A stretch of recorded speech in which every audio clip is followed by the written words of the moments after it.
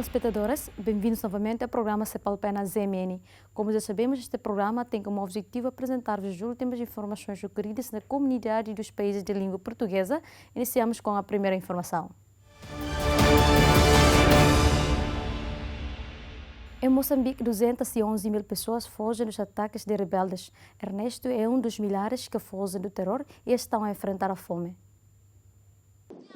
A crise humanitária em Cabo Delgado, norte de Moçambique, já afetou 211 mil pessoas que fogem dos ataques armados de rebeldes. Nesse momento que estamos a falar, na província de Cabo Delgado, as populações estão que mal. O mal de que? Há problema da guerra. Guerra, disparos. Como nós começamos a fugir, basamos lá no mato. E eles queimaram casas, mataram pessoas. Nós não temos forças do que eles estavam a fazer, porque eles vêm com a mesma intenção de vir destruir, com todos aqueles materiais bélicos militares, que alguém não pode se aproximar deles. Portanto, nós metemos em fuga e as crianças, portanto, estão bandadas em todos os lados. Os deslocados vivem agora com fome e sem condições, mas não tinham uma alternativa. As crianças ficam sem escola e as mulheres estão entre as mais vulneráveis. Quando encontras as meninas, eles levam e vai casar, será a marido dele. Cabo Delegado, papai está a queimar casa, matar as pessoas, matar mesmo. Mata mesmo, até hoje. E não sei, a criança nós descer lá atrás, não sei. Mas onde há guerra, as pessoas estão baralhadas. Essas todas as famílias estão mal. O mal de quê? Ele deixou a casa dele e ainda essas casas estão queimadas. Porque quando saímos de lá de casa para aqui, não levamos nenhuma coisa. Viemos sem panela, sem nada, sem o quê?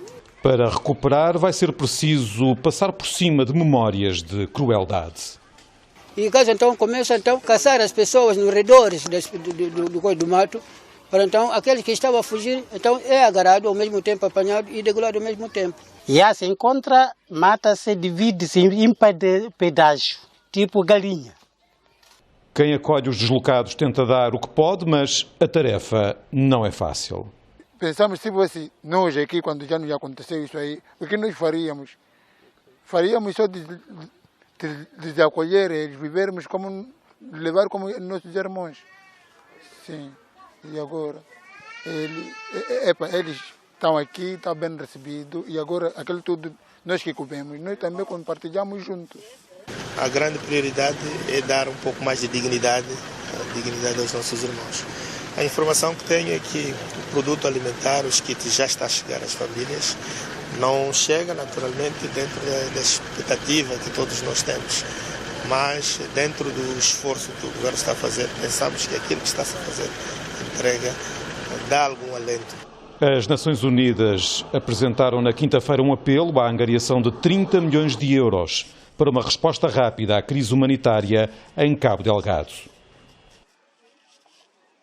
As Nações Unidas dizem que o narcotráfico em Moçambique é o principal motivo do conflito armado em Cabo Delgado. A violência armada em Cabo Delgado, norte de Moçambique, está a causar uma crise humanitária com milhares de deslocados.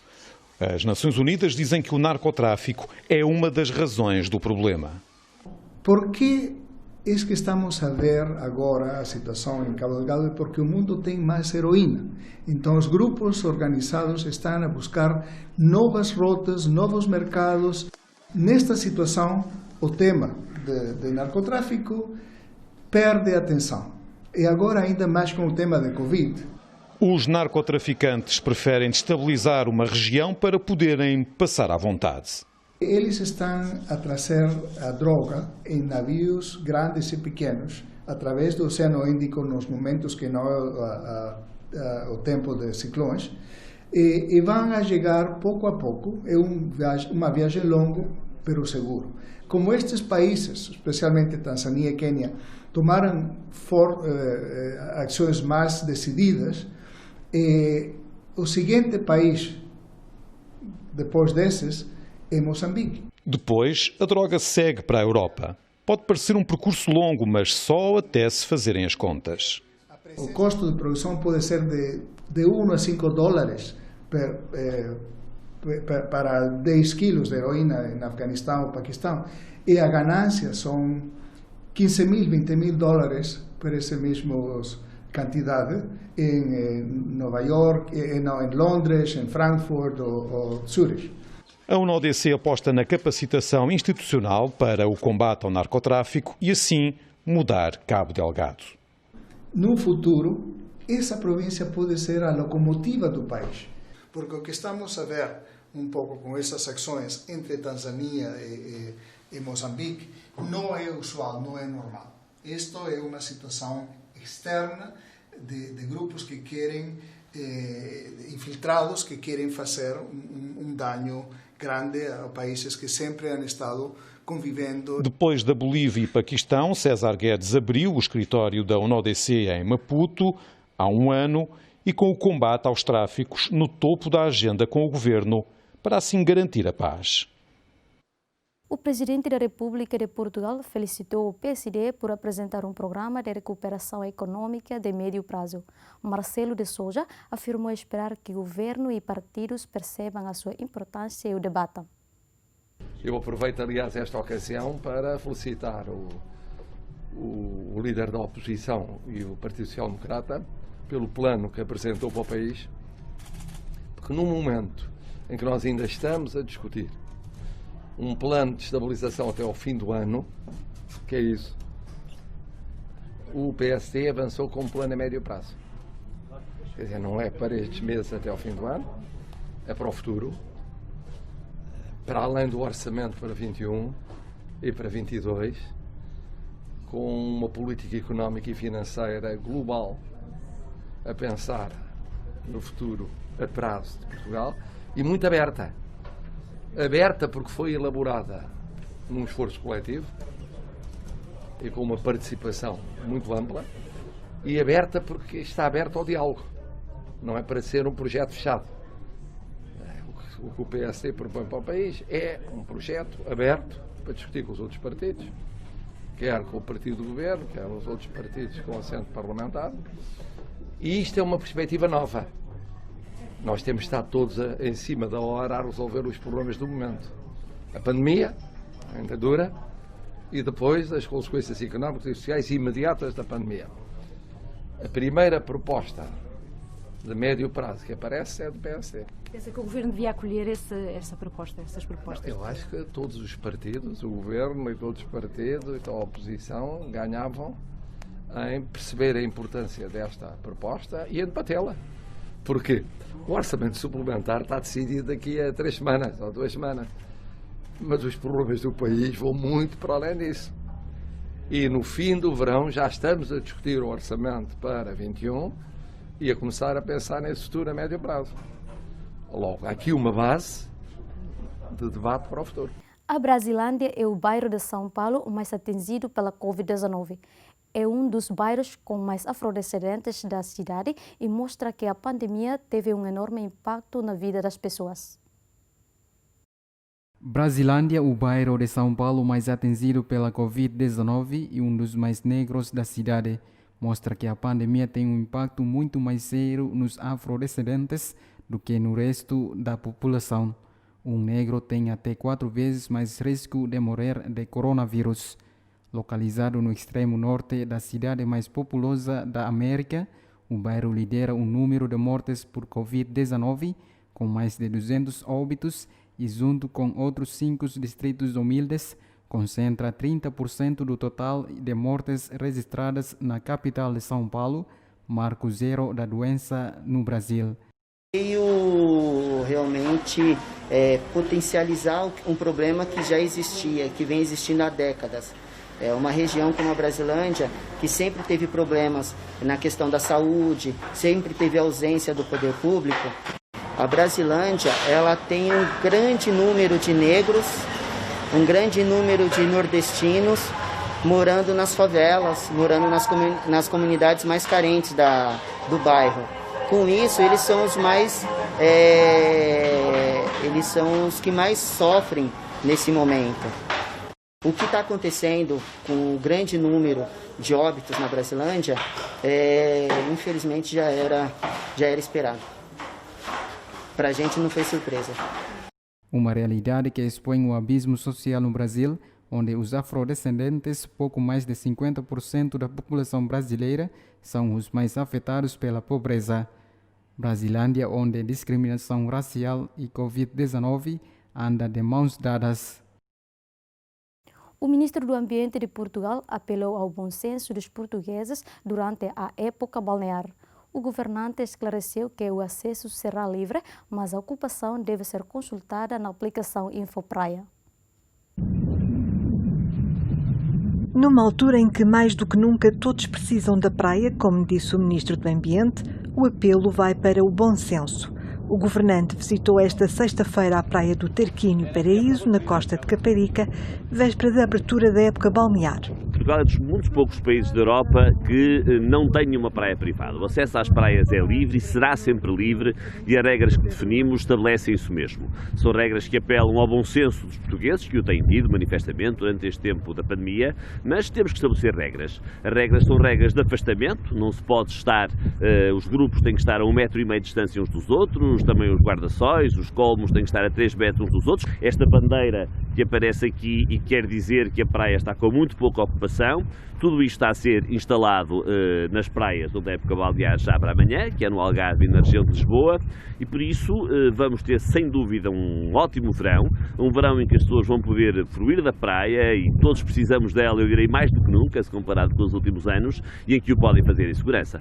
Consultar a aplicação InfoPraia deve ser o primeiro passo de quem se prepara para ir desfrutar das areias e praias portuguesas. Vai haver uma app, a InfoPraia, que nos vai permitir, a partir de casa, ter já esta informação, esta bandeira verde que aqui temos hoje, amanhã, a partir do meio da manhã, em todas as praias onde a época balnear abre, as pessoas já vão poder, antes de sair de casa, saber se a praia tem pouca gente, com esta bandeira verde só com uma pessoa, está já medianamente ocupada ou está muito ocupada. Em Portugal, as praias, aproximadamente, podem comportar 830 mil pessoas em segurança. Somos 10 milhões, ou seja, há aqui uma percentagem muito grande de pessoas que vão poder estar na praia e, de facto, temos uma grande capacidade. É preciso que as pessoas tenham essa informação para duas coisas. Em primeiro lugar, escolherem atempadamente a praia para onde vão, embora a informação esteja sempre à entrada de cada praia, e, em segundo lugar, cumpram as regras. São, de facto, regras muito simples e regras de bom senso. E para quem não cumprir as regras, haverá multas? Não, a lei não prevê multa alguma.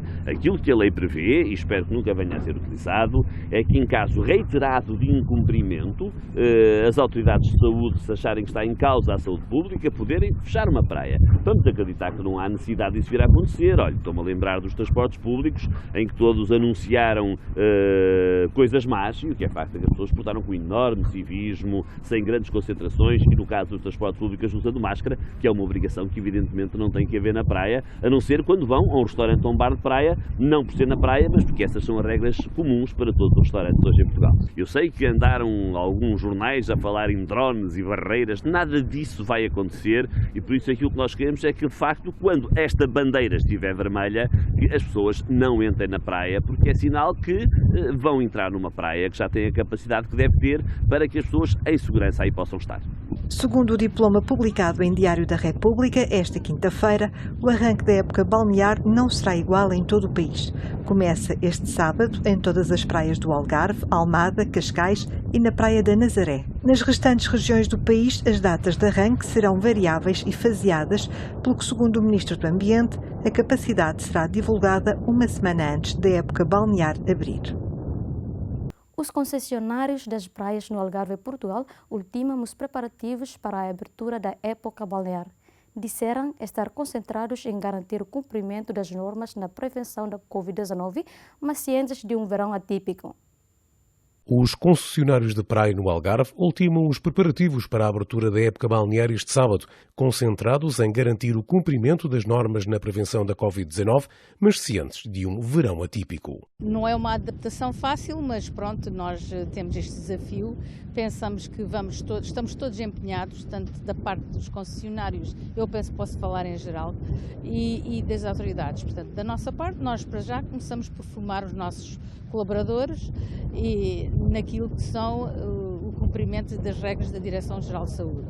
Esta época balnear traz várias novidades e desafios aos concessionários, algumas que implicam um aumento de custos, mas tudo para garantir a segurança do cliente. O dispositivo de vigilância será sempre o mesmo, não há nada a fazer. Agora, em relação aqui à logística dos toldos, tem que levar mais uma pessoa para a desinfecção e para ordenar as pessoas, levar as pessoas ao sítio onde têm a sentar, que é para não sentar no sítio errado, onde está desinfetado, não está, explicar mais ou menos para as pessoas viverem e terem um bocadinho de confiança no sítio onde se vão sentar também. Nós acreditamos que vai haver muitos portugueses a vir para a praia, estão desejosos disso, depois de tanto tempo confinados, e esperamos que corra tudo bem. Este ano a frequência das praias deverá ser feita com algumas precauções e dentro das normas indicadas pela Direção-Geral de Saúde. Artistas de circo em Portugal realizaram uma manifestação em Lisboa para reivindicar apoios iguais aos que são dados aos restantes profissionais do setor da cultura. Com problemas de sobrevivência como toda a gente, só que o circo parece que não existe, as pessoas não sabem que nós existimos, parece que não sabem que nós existimos, mas as pessoas sabem que nós existimos, só que não se lembram do circo, lembram-se do teatro, da música, bailado e tudo, do circo não se lembram.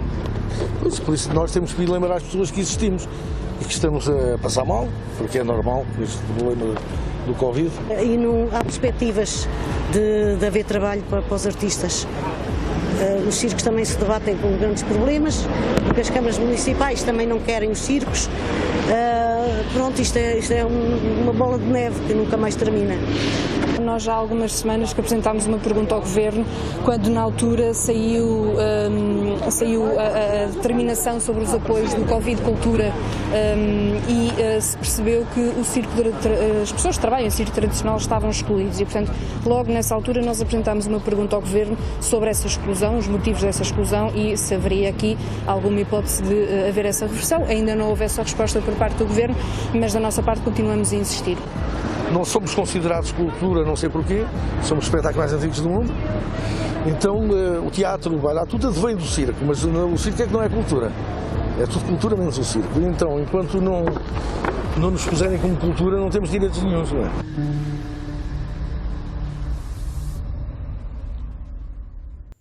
Ginásios e clubes de fitness em Portugal começaram a reabrir. Entre regras apertadas de higiene e de gestão do espaço, procuram devolver aos clientes a confiança. Querem também mostrar que é possível regressar à boa forma física em segurança. Ginásios e clubes de fitness de todo o país começaram a reabrir e, entre regras apertadas de higiene e de gestão do espaço, procuram devolver aos clientes a confiança e mostrar que é possível regressar em segurança. Responsáveis e clientes mostram sua satisfação por este regresso, depois de uma paragem de 10 semanas devido à pandemia de Covid-19. Para mim é um dia muito feliz, porque eu estava ansiosa para o retorno aos ginásios e eu estou me sentindo completamente confortável em estar aqui. Estou tomando todas as medidas possíveis que foram nos passadas. Sim, eu busquei fazer as atividades físicas em casa, através das lives que foram disponibilizadas. Mas não é a mesma coisa de treinar no ginásio, né? Quero destacar a atitude dos nossos clientes, que tem sido espetacular. Cumprem integralmente as normas, percebem que essas normas têm que ser seguidas para a sua segurança e, portanto, eu penso que nós vamos conseguir a pouco e pouco, a par e passo, restabelecer a confiança dos nossos clientes. Seria muito mau para o nosso país quando nós já nos encontramos numa situação muito desagradável de sermos os países da Europa com mais inatividade física. O fecho foi abrupto e nem nunca ninguém pensou que ia estar tanto tempo inativo, então o staff foi incansável na preparação do clube, por isso é que optámos por fazer uma abertura faseada. Hoje só vamos abrir 6 clubes, depois daqui a 2 dias vamos abrir mais 20 e por aí fora, para que realmente não só o staff como os sócios possam sentir a confiança necessária e a segurança necessária na preparação de todos os clubes. Faça esta paragem e faça ser o primeiro dia e a todas as restrições que estão associadas a isso, ou seja, a dificuldade de tomar duche após o treino por não ser permitido ainda e a própria gestão da capacidade, foi uma resposta bastante positiva e os sócios julgo que ao longo do dia vão começar cada vez a aparecer mais e a habituar-se a esta nova realidade. Um dos argumentos apresentados pela Associação de Ginásios e Academias de Portugal para que a abertura dos ginásios fosse feita a 1 de junho é a crise sentida no setor. Antes desta abertura fizemos um inquérito a 411 clubes, ou seja, mais de 1/3 dos clubes que estão no nosso país a operar, e a maioria deles, a grande maioria deles, neste momento tem uma quebra de faturação superior a 75%. E, portanto, isto nós necessitávamos muito de abrir, porque neste momento já há dezenas de clubes que já não vão abrir, que estão à venda, e se não fosse feita esta abertura no dia 1, eventualmente chegávamos ao final do mês de junho, se calhar com centenas de clubes que já não abririam. Portanto, era urgente fazer isto, como será urgente também, a partir daqui, além desta abertura, permitir que haja um certo desconfinamento destas medidas, e que nós tenhamos apoios específicos para o setor por parte do nosso Governo. Há 2 medidas muito importantes, uma delas é a baixa do IVA para 6% durante 1 ano, e outra que nós achamos que é estrutural, que é os benefícios fiscais em sede IRS para todas as pessoas que praticam exercício físico nos nossos clubes. Essa seria uma medida estrutural para o nosso país, seria uma mudança do mindset completo, seria o Governo assumir que nós, na realidade, somos entidades promotoras de saúde, e os consumidores perceberem que é extremamente importante fazer exercício físico para ter uma melhor qualidade de vida. Neste momento, todas as aulas de grupo têm capacidade reduzida e têm de ser agendadas. Na sala de musculação, o agendamento não é necessário, mas a lotação está reduzida a 30% da capacidade máxima. Os navios de cruzeiros vão deixar de poder utilizar gasóleo quando atracarem em Lisboa, Portugal, a partir de 2022. O anúncio é do vereador do Ambiente da autarquia, Zé Sá Fernandes. Conseguimos chegar a acordo anteontem com o Porto de Lisboa para que os cruzeiros, a partir de 2022, não usem gasóleo quando atracam em Lisboa e, portanto, que haja eletrificação do Porto para não haver poluição atmosférica.